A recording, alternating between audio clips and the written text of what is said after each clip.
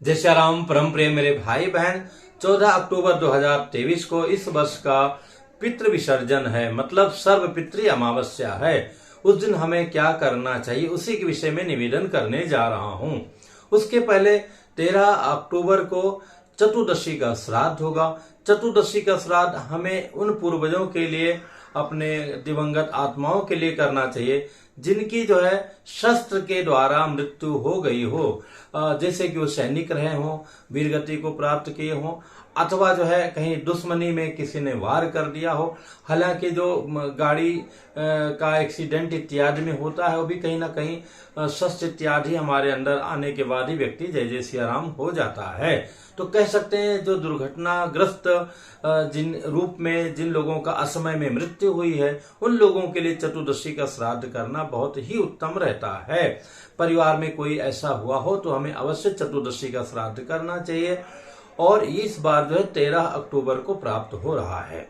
14 को सर्वपितृ अमावस्या है, जो बहुत ही महत्वपूर्ण है। मैं कई बार निवेदन कर चुका हूं कि पूर्णिमा जो है देव कार्य के लिए और अमावस्या पितृ कार्य के लिए, उसमें भी जो है ये कह सकते हैं पितृपक्ष की अमावस्या सर्वोत्तम रूप में है। अपने पितरों के प्रति श्रद्धा सुमन इत्यादि करते हुए अपने कल्याण के लिए, अपने पूर्वजों की प्रसन्नता के लिए उस दिन विशेष कार्य करने के लिए। तो विशेष कार्य क्या कर सकते हैं, रेगुलर जो श्राद्ध है वो तो कीजिए ही, तर्पण कीजिए ही, पर जिनके कुंडली में काल सर्प दोष है, पित्त दोष है, नारायण नाग बलि आदि का योग है, अथवा ग्रहण दोष है, तो इस बार ग्रहण भी लगेगा, तो उन सारे लोगों के लिए सोने में सुहागा है, उस दिन अवश्य शांति करा सकते हैं। पित्त दोष के बहुत सारे लक्षण होते हैं, उनमें जो विशेष लक्षण है कि घर में अनावश्यक कलह होना, वाद विवाद होना, बरकत ना होना। कितना भी हम कमा रहे हैं पर वो घर खिला खिला नहीं लग रहा है। जैसे कई बार एक छोटे से झोपड़ी में भी बड़ी रौनक दिखती है, पर हमारा महल होते हुए भी रौनक नहीं है, आपस में प्रेम नहीं है। संतानों के अंदर आज्ञा पालन की वाली बात नहीं है, वो मनमाना करते हैं, न बताएंगे कब आ रहा हूं, कब जा रहा हूं। ये सारी चीजें अगर भी हैं तो भी मानना चाहिए कि हमारे घर में पितृ दोष है। अतिथियों का नाना हमारे स्वभाव के कारण अथवा अभाव के कारण हमारे घर में अगर अतिथि नहीं आते हैं, अथवा वो आते हैं तो उनको रोकने में हमें बड़ी परेशानी होती है, हर प्रकार से धन इत्यादि के कारण या व्यवस्था के कारण। तो ये सब जो है पित्त दोष का भी एक कारण है। कई सारे कारण है, उनमें एक कारण पित्त दोष है। तो ऐसे हमें सजग होकर उस दिन तो हमें विशेष रूप से जिनके जीवन में इस प्रकार की घटनाएं घटी हैं उन्हें तो अवश्य करना चाहिए। अथवा संतान होने में भी विलंब हो रहा है तो भी एक कारण बनता है।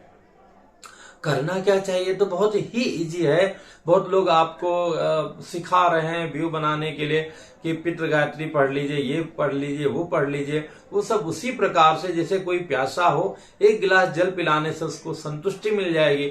उसको आप दूर से नहला दो, सहज से नहला दो, अथवा सामने भर भर के रख दो या पिला ही दो, तो भी उसको तृप्ति, वो शांति नहीं मिलेगी जो एक गिलास साधारण पानी से उसको मिल जाएगी। तो ऐसे ही जो उसका प्रकार है, जो विधा है, उस विधा से हम नहीं करेंगे तो हम नाक रगड़ के रह जाएं, हमें वो लाभ नहीं मिलेगा जो मिलना चाहिए।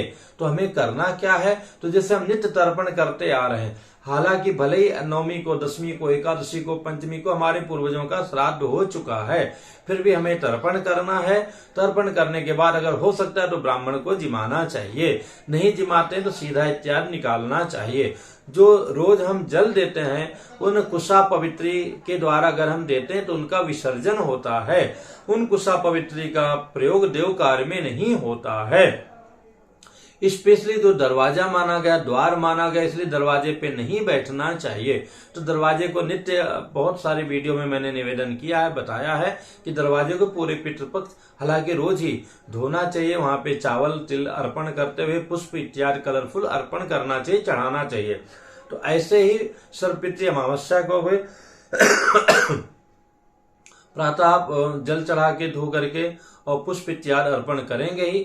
सेम जो है दोपहर के समय हमें वहां पे घर का बना हुआ भोजन 2 भाग में, एक राइट में एक लेफ्ट में, दोनों दरवाजे के साइड में, एक अपने जो है पिताजी के कुल के लिए और एक नाना जी के कुल के लिए दोनों तरफ रख देना चाहिए। और साथ में कच्चा राशन जो एक ब्राह्मण पूरा ग्रहण कर ले तो दोनों साइड में वो सीधा भी रख देना चाहिए। उसके बाद में वहां धूप दीप इत्यादि करके प्रणाम कर लेना चाहिए।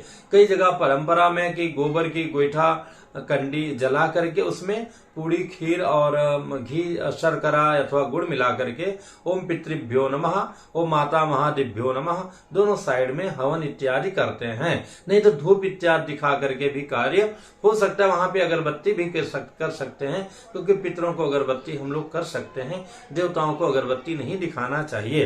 तो ऐसा करने के बाद में आके बैठ जाइए, पुनः पूर्वाभिमुख बैठ जाइए और जो आपका कुशा पवित्री इत्यादि है उसके ऊपर में तिल चावल जो मिश्रित लेकर के अभिरम्यताम करके छोड़ दीजिएगा और उनको प्रणाम कर लीजिएगा। बाद में उस कुशा पवित्री का विसर्जन कर दीजिएगा। द्वार पे जो आपने कच्चा अन्न चढ़ाया हो अपने आचार्य पुरोहित को बुला के दे दीजिएगा। इतना दिन आपने तर्पण किया है तो अपने आचार्य पुरोहित को उसके निमित्त एक विशेष दक्षिणा दे दीजिएगा। इस प्रकार से हम पितृ विसर्जन के कार्य को दोपहर के समय कर सकते हैं। फिर गौग्रास इत्यादि निकाल के रख दीजिए, खिला सकते हैं खिला दीजिए, नहीं बाद में जाके गौ माता इत्यादि को खिला दीजिएगा। और गौ माता के साथ में जैसा कि आप जानते हैं श्वान मतलब कुत्ते का होता है, कौवे का होता है, पिपीलिका आदि का होता है, इन सबको भी जो है दिया जाता है। इस प्रकार से आप ये विशेष लाभ के भागी बन सकते हैं। इसमें कोई दुविधा हो कमेंट्स कीजिएगा, बताने का प्रयत्न करूंगा। पुनः मिलूंगा एक नई जानकारी के साथ में। और आगामी नवरात्र की आप सभी लोगों को बहुत बहुत शुभकामनाएं। इसी दिन ग्रहण लग रहा है, पर ग्रहण अपने देश में नहीं है, केवल कनाडा और अमेरिका में है, इसलिए उसके नियम को मानने की आवश्यकता नहीं है। वीडियो सही लगे तो शेयर कर लीजिएगा, आपस में जितना हो जाएगा लोगों तक बात पहुंचेगी अच्छी ही रहेगी।